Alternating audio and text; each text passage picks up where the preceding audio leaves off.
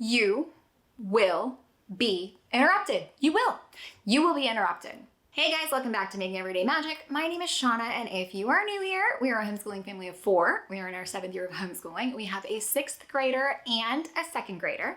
And today, I just wanted to come on and tell you, you will be interrupted. Guys, before we go any further, please scroll down, hit the big red subscribe button, turn on the bell for notifications, and give this video a thumbs up. As always, you can find me right on down in the comments or over on Instagram at Making Everyday Magic. I do not know why it is, but I have found in being self-employed, working from home, and homeschooling, all of these are things that people do not take seriously as for other people, as far as your schedule and your time. For whatever reason, everyone seems to think that it's all willy-nilly and in flux, and like you don't have a schedule you need to do, stuff you still need to get done, boxes you need to check. For whatever reason, no one else seems to respect the sanctity of your time. And because of that, you will be interrupted. And I am here to share with you 5 situations in which you will be interrupted and 5 ways in which you can specifically kind of combat that interruption to make it a little better. And then we'll talk about recovery on the backside. So let's jump in with the 5 ways that you will be interrupted.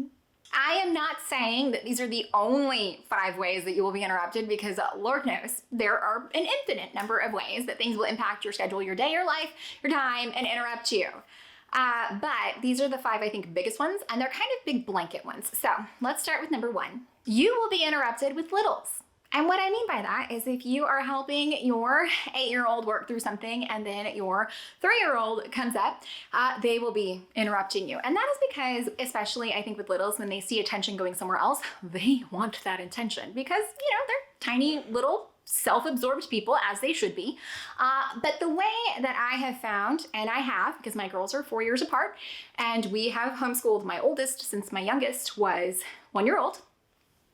So I know that how to manage multiple children, a toddler with an elementary school, all of that, what I have found works for that is to prepare them like they are a learner. So get things together that they can do in your space, but basically include them, because that's what it is they want the attention, they want the focus, they want to be included. So if you are trying to work here and you're stiff-arming them away, they're just gonna want you more. But if you are all at the table and they can color quietly while you are working with Big Sister, or they can do Play-Doh or Mad Matter or stamping or cutting, which is a very important skill, so don't like skimp on that. The Kumon cutting books, love them. If they can do that while you are working here, it helps an absolute ton. Personal experience, 100%. Still works with my 2 bigger kids. Absolutely. So that is the first way that you'll be interrupted and how to prepare for that, to minimize damage. Number 2, you will be interrupted with work. And I don't know if it's your work or your husband's work or your wife's work or somebody else's work. You guys know I work from home. I do all of this stuff, and then also have an Etsy shop. And even before, when I did work out of the home, people would call for, you know, appointments last minute or whatever. So your schedule will be interrupted with work somehow, some way. And whether that's, you know, somebody's car's in the shop, so you got to run your spouse who works outside of the home to and from, which we've recently had to do, you will be interrupted with work. Now, the way to do that is to plan and balance. I have a lot of people ask me, how do you get work done? How do you fit in your working hours? Because I plan them, but I plan them in a balanced manner with the rest of life. So I'm not prioritizing, because I firmly believe that my first priority is in homeschooling my children. That is my biggest priority, because that is the biggest thing I absolutely do not want to fail on. So everything else comes after that. Now, because of that, I've planned out my working hours around my children, around their schedule, around school, so that I can get in some work, but I keep that balanced with the things that are more important to me and the things that absolutely have to be done. So plan and balance.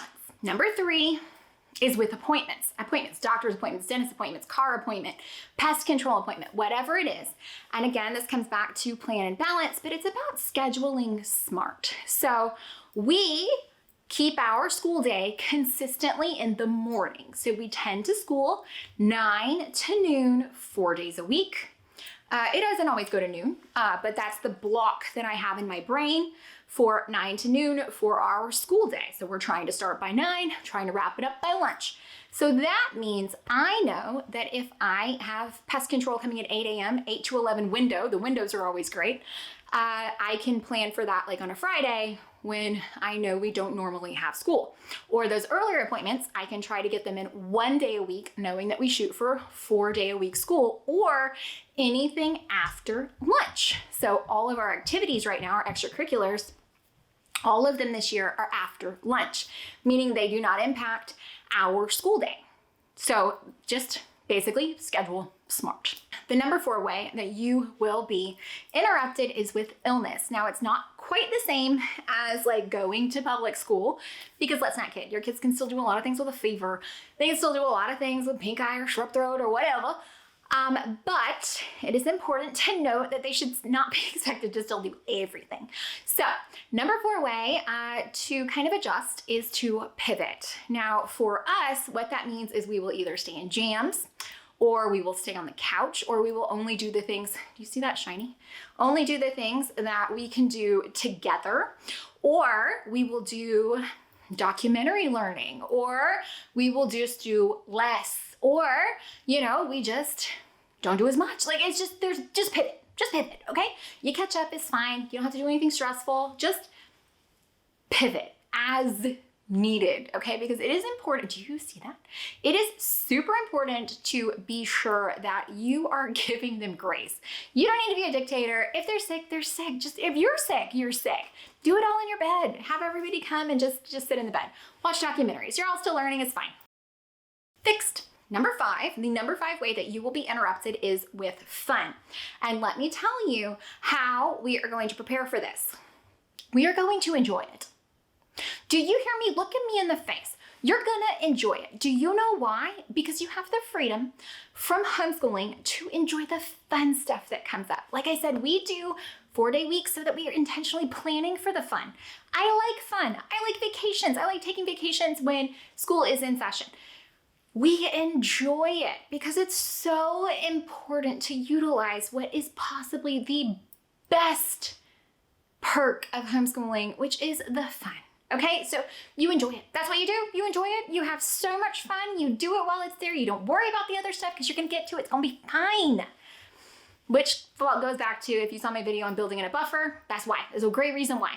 Fun. Fun will always interrupt you, and do it. I'm not saying do all of it, because I know we got some groups by us. Man, you can do something every day, every single day, and that's a little too much for me.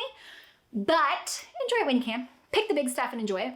Once a week, once a month, I don't care. Enjoy it. Go have fun. Here's my bonus tip, okay? So I got this question recently, and it was, what do you do when big things happen, like a surgery or a death? And what I want to tell you is that you do your best, okay? So it'll all still be there for you in a week, in a month, when you get back to it. You do your best. And if that means that all that you can do is sit together on a couch and hold your kids, that's what you need. That's your best. And that's good enough. If you can sit on the couch and just do those things that you can do together, one, your kids need that in those times, whether you believe that or not. Y'all need it. Your souls need it. You need the together. You need the physical closeness. There's studies done on mothers' proximity to babies and how heart rate sync up and breathing syncs up, and it literally has a physical reaction on your body. So when things like this happen, big things, just do your best. It's all you can do. There's no wrong answer. More hugs, more loves, more snacks, whatever it is. Just do your best, okay? And there will be big things. There will be big things that happen over the course of your homeschool. It's impossible to avoid it because it's life. Teach in that moment. Teach and model. Model patience. Model perseverance. Teach the importance of family. Teach the importance of appreciating the good things and getting through the bad things. That's all important. It's all life lessons. It's all school. It's all learning. Just do your best, okay? That's it. Do your best. Come here. Share with us if you want. You want a hand to hold or somebody to just listen. There are people who are going through it who know. Just do your best. Okay, that's it. That's all you gotta do. Just do your best. Actually, in all these, all you have to do is your best.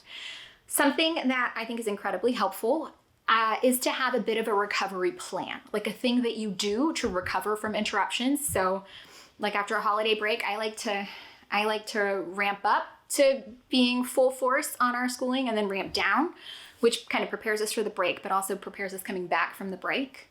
I had a recent video go up, so I'll try to remember to link it right up here so you guys can see all the things that we do for kind of like interruption recovery, like coming back from breaks and things like that. But have that plan, have the thing that you do kind of always be the thing that you do. So the first day back's always in pajamas. The first day back, we make a big breakfast. The first day back, we don't leave the couch. Like whatever it is, have a thing that you do that signifies, just like a bedtime routine. It lets you know it's time for bed. It lets you know it's time to get back into it. Do that. Do your best, okay? Just an idea. Have a recovery plan. Have a thing you always do. Always ice cream for lunch, whatever it is. I hope that you found any of this helpful, entertaining, informative. If you did, please scroll down, hit the big red subscribe button, turn on the bell for notifications, and give this video a thumbs up. As always, you can find me right on down in the comments or over on Instagram at Making Everyday Magic. We are definitely in that kind of between time, from Christmas break to spring break. It's the dark days, and somehow, even despite there's no holidays, nothing crazy, nothing fancy, I feel like there are the most interruptions in the spring season. So I hope that you guys find this helpful. Best of luck. Let me know down in the comments or on Instagram. Share your strategies with us. What's a thing? What's a thing that you've done specifically for illness? We do this. For appointments, we do this. Let us know. What are some tips that you have? Because you guys know I love to get information from you because you are a wealth of it. So thanks for sharing. Bye, guys.